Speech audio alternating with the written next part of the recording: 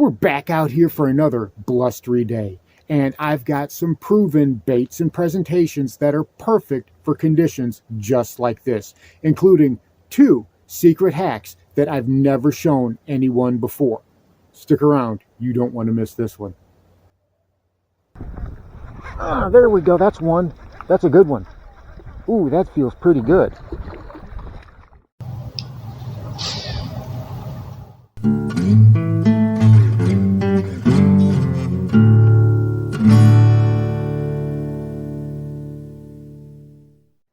And here is this video's featured comment. Congratulations! If you would like to have a chance to have your comment featured in an upcoming video, all you've got to do is leave a comment. And now, on with the video. Welcome back to Lowbrow Fishing, and today is very windy. We've got 15 to 20 mile an hour sustained winds, with gusts getting even more than that. Today is not the type of day you're going to be throwing around a wacky rig, a small Ned rig, a small jig, something like that. They just won't work because the wind is just going to blow your bait and your line all over the place, making it virtually impossible to work with them. Now, if you get lucky enough and you've got the wind at your back and you can make some of the casts that you need to make, perhaps then. But for the most part, this is not going to be a bottom bouncing technique type of day. You say, well, Lowbrow, what can I do in the wintertime? You're always talking about slowing things down, and being more subtle. What can we do on a day like today? Well, today is going to be all about spinner baits and swim baits and things of that nature. See, you can see right here, this is what I was using today. I've got a painted blade. This is a Strike King spinner bait, and this is a 3/8 ounce size. It's nothing really huge, and you can see that, as I've talked about before, a lot of times, especially in the winter, I'm using these without a trailer. And that's because I want to make sure those bass are getting the hook. I hardly ever use a trailer hook or a stinger hook. I find that those just get in the way and they don't provide the results that I like. So on a lot of days, I'm just using the bare hook. That way I know that those bass are striking where I want them to strike. And I end up hooking way more fish and losing a lot fewer of them. But this color right here, even on a bluebird sky today, this is still going to be something that I'm working. I've talked about it before, how loud colors can still be effective even in clear water, even on bluebird skies, especially in the wintertime, But these painted blades on a bluebird sky kind of day, I love working these. Now, a lot of guys will use them in something like stained or muddy water, and I can understand that because in stained water, you're really not going to be needing a lot of flash because it won't matter. The water is muddy. But I like these in regular, clear water, slightly stained water, simply because of the fact that it gives off that impression of another fish. And these are just imitators of little bitty schools, aren't they? Of small schools. They're very scaled down versions of an A-rig. That's what makes them so effective. Now, I'm throwing these on my pure casting setup. Bait cast rod. This has got a 6.4 to 1 gear ratio. I'm throwing this on 12-pound fluorocarbon, and I've got my micro guide rod. This is a medium heavy with a moderate fast tip. That way, those bass can inhale that bait and get it in their mouths further before I side set on that hook set, and I can ensure that I'm actually getting more of those fish to the boat. Now, before we go any further, there is something that I'd like to announce. We're going to be doing a really big giveaway. In fact, the biggest giveaway I've ever done on this channel. I'm going to be giving away some of my handmade lures, some of my handmade jigs, chatterbaits, things of that nature, my handmade soft plastic worms and craws, and I'm going to throw in some name brand like Yum and Zoom and Strike King. I'm going to do a huge giveaway toward the end of this month, and it's in celebration and anticipation of Lowbrow Baits coming online. So when Lowbrow Baits comes online later on in the late winter time, this is a way to celebrate that because I'm so excited. So I just wanted to let everyone know that there will be a huge giveaway coming up within the next couple of weeks or so, so stay tuned for that. Now, what other types of spinnerbaits am I throwing? Well, I've got your normal white type of spinnerbait. Now, this is your great, your average catch-all type of spinnerbait. Now, if you're not sure what type of spinnerbait that you want to throw or you need to be throwing, just grab a white spinnerbait. Don't get fancy with it. A silver Colorado blade and a silver willow leaf blade. That will do you fine in most instances. This will cover 70-75% of the situations that you're fishing.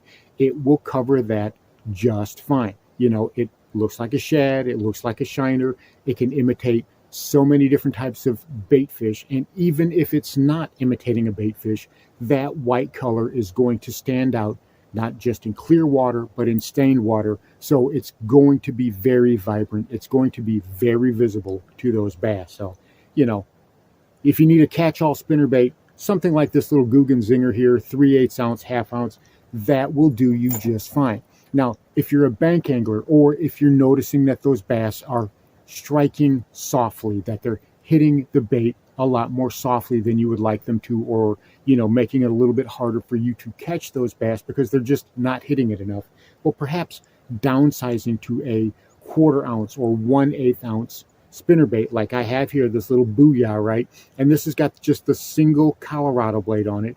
And again, don't be afraid to go with louder colors. Now this I'm throwing on my spinning combo. I've got 10-pound braid to a 6 to 10 pound either monofilament or fluorocarbon leader. Sometimes I actually like to use a monofilament leader, and you can use whatever you like, monofilament or fluorocarbon. It'll work just fine. But the trick is to use that fluorocarbon leader with these. You don't want to throw these on straight braid. I have tried that before, and well, it's just a headache. It's a problem. I find that the knot loosens up here more than I want it to. I find that those fish, they can see the braid, and it's a lot more, they get line shy, especially on pressured bodies of water. So that's why that leader is important. So about 8 to 12 feet should be just fine. And if those bass are really hesitant, I've got something for you, and that is these little Mepps inline spinner or a rooster tail, something like that, which we would normally consider a crappie bait. This can be a great bass catcher in the wintertime. Again, you'd fish it just like you would a spinnerbait. You would just slow roll it. You can use the bigger ones on a bait cast. Like, this one here would actually work okay on a bait cast with a light setup, say 10-pound fluorocarbon. But I use these mainly on a spinning setup. I can use those rooster tails. I can use these Mepps inline spinners. Your favorite ones will work just fine. And again, when those bass are being exceptionally sluggish, when they're being exceptionally lethargic, they don't want to commit, they're line shy, they're pressured or whatever, they're just cold. Those little inline spinners, they can be great for producing bites. Now, you never know what you're going to get. You might get a crappie, you might get a bluegill, or you might get a 4 or 5 pound bass. I've had it all the way around. So play with it and have a little bit of fun, which leads us into the next type of baits, which are very effective for super windy days. As those waters break, as those waves kind of come over, something like a regular swim bait. Now, I've got a little 3.25 Rage Swimmer on here, and this is a 1/8 ounce jig head. I believe this is Angler Tungsten, but the thing that you notice about it is that it's not gray. Now, I powder coat these. I like to powder coat with my jig dyes and my jig powders. I like to use that, to color in the heads because I don't like the gray ones. So I have different colored heads, different situations. I have green, I have white, I have red. This one here is kind of like a white blue flake. But there's a trick that I like to do with these swim baits. Everybody knows that a swim bait is great in the wintertime. You can hover stroll with these, or tight line, or you can just slow retrieve them. But there's something that I don't see a lot of guys doing. In fact, I've never seen anybody do that I really like to do with them. And that is this. This is the spinner off of a beetle spin. They're not very big, but they've got that little clip, which means you can remove them, which is exactly what I do. And it's not very hard to put them on this. All you got to do is just make sure that you put it on the right side. Otherwise, you'll end up putting it on backwards and that won't work. Now, when you're putting this blade onto the swim bait, you want to make sure that you do it the right way. Otherwise, it's going to come out backwards and you're going to have to redo it. You want it on the right side. As you're looking at it, you want it on the right side, and you want to have the blade facing like this, right? With that blade poking forward. And you just take it and you put it right through like that and thread it up and on. And then you can clip it in place.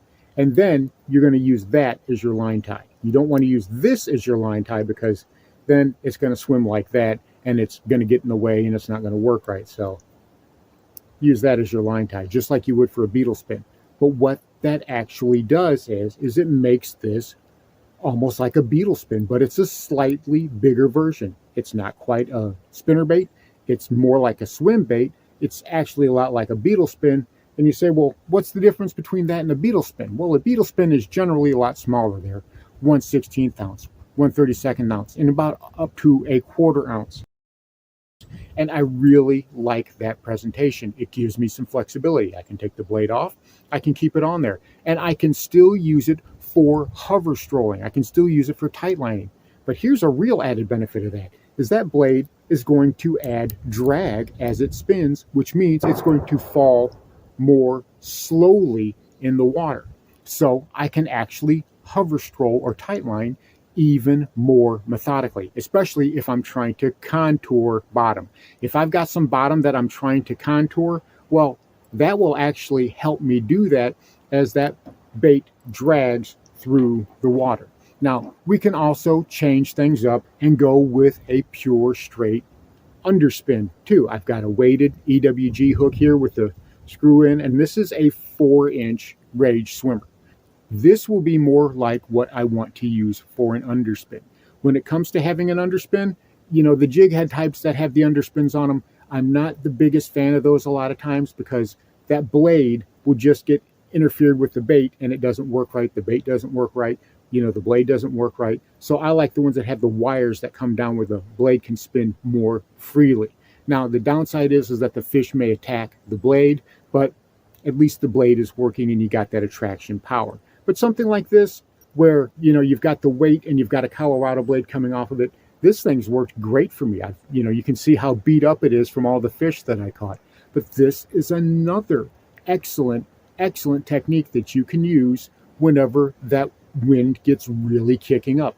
And that heavier weight, especially on the keel right there, is going to make this come through the water very stable. It's going to have a little wobble to it. It's always going to have a little bit of a roll to it, but this weight, this belly weight, will keep that on an even keel. Now, lastly, as far as swim baits go, well, if you're fishing grass, you're fishing vegetation, you know I got to talk about it, the lowbrow rig, right? Never count this guy out. If you're fishing around cover, you're fishing around wood, you're fishing around structure, this is going to get it done for you.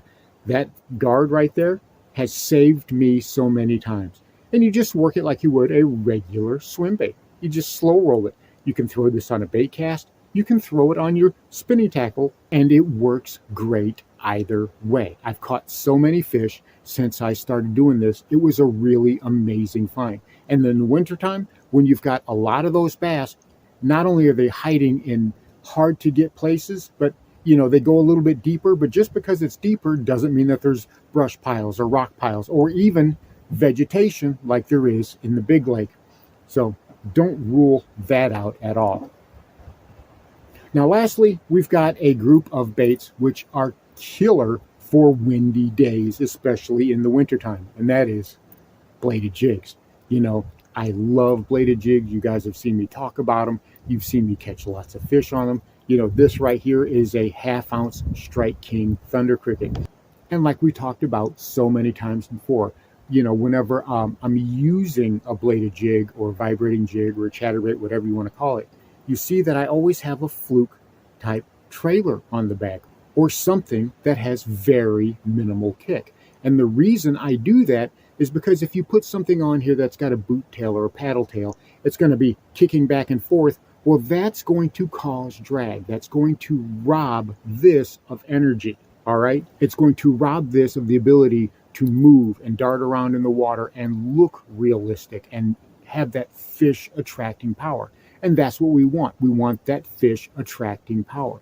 It doesn't matter if it looks good to us. It's got to look good to the fish, you know.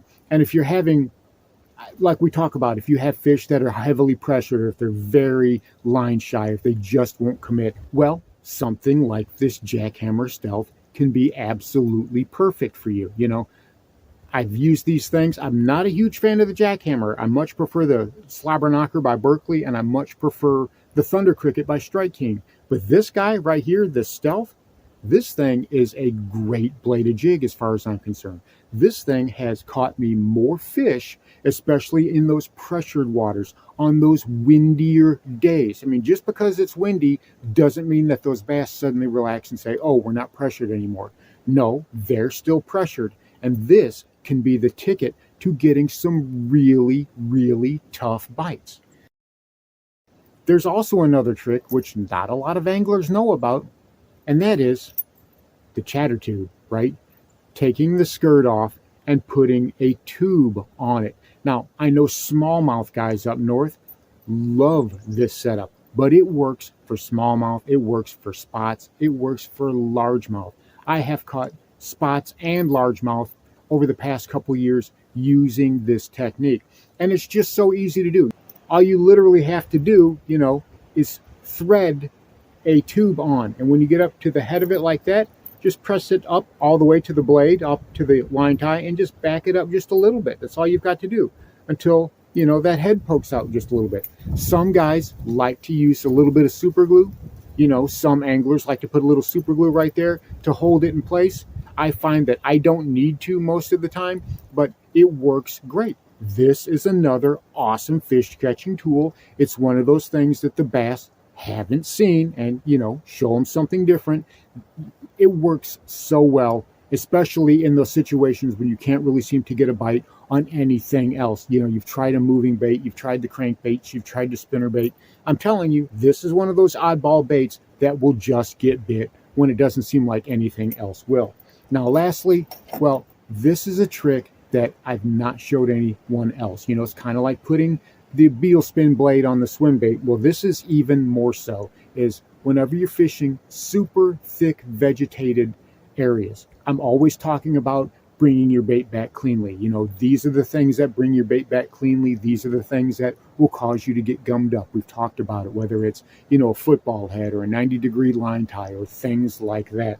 Well, I've got this, and all I have here is a Queen's Tackle switchblade attachment, and I have put it on a Strike King swim jig. And you want to talk about come through the grass nice and clean. This thing is like butter. It comes right through the thickest slop, and I never have a problem with it getting gummed up. And, you know, it vibrates just like a regular bladed jig. It's got a really good thump. That's the thing I like about those Queen Tackle switchblades, is you can literally put them on anything. You've seen me put them on a Texas rig for the freak rig. But this is a little trick that I like to do whenever I'm fishing some really super gnarly stuff. Now, a regular bladed jig comes through the slop just fine. But whenever you've got hydrilla mats everywhere that you're normally flipping and punching, this is something that you need. And whenever everybody else is flipping and punching, you know, this can be a great, again, it can be a great alternative to showing those bass something different. So try it, you know, Queen's Tackle switchblade. You can get them at Bass Pro, you can get them at Tackle Warehouse, wherever you want to, and just a regular swim jig. You know, you can use your favorite brand. I've just got a regular Strike King. Now, the thing you want to make sure is that you have a very thin head. See how thin that head is? That's what you want. That's why this works so well, is because it separates that vegetation, causes it to split apart as it comes through it like a wedge. So that's the one thing. So whatever brand, whatever type of swim jig you want to use, make sure it has a very thin, slender head. And I'm telling you, this thing will change how you fish a bladed jig in the heaviest slop. So there you have it. My favorite tricks and hacks for those really windy days when you're trying to eke out a few extra bites. Whether you're fishing a spinnerbait, a swim bait, or a bladed jig, you'll find that these tips and presentations will really help you when it comes to getting those elusive bass to pay attention to your bait. Thanks for watching Lowbrow Fishing. We'll catch you in the next one.